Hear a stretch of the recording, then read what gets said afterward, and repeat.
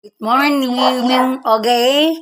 I-demo ko po sa inyo kung paano gamitin ang ating Phase 21. Okay? So, ganun lang po. Isasabon lang po siya as normal. Sabon ka ng ganun. Sabon mo ng ganun. Ayan po.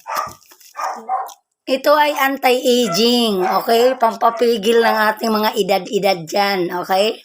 So, ibababad mo lang yung mukha mo ng mga 3 to 5 minutes.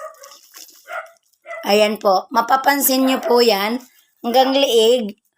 Mapapansin nyo po yan is ano po.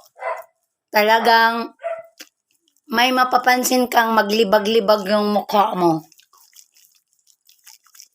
Bababad mo lang siya. As in, isama mo yung liig mo. Kasi ang pangit naman, kikintab yung mukha mo. Tapos yung liig mo maitim. So, isasama nyo po yan. Babad nyo lang. Pifeel mo lang ng ganon. Pati yung gilid ng ilong. Okay? Bago pa lang po tayong nag-ano nito, mayroon din pong nakapagturo sa akin. Kaya, sabi nga, kopya-kopya business tayo. Okay? Nakitaan ko po kasi yung mukha niya ang ganda. All natural po tayo. Ito po yung Phase 21 natin, okay? Ito po yun.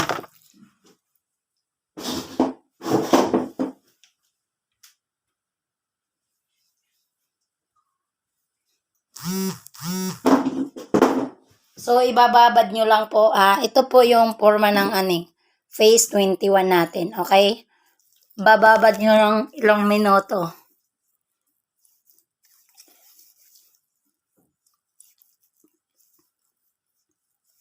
Ito, may ano nga to may joke nga to Huwag kang magbanlaw. Ayan po.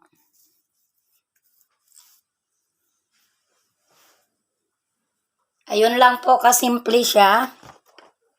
Again, skincare po siya, skincare.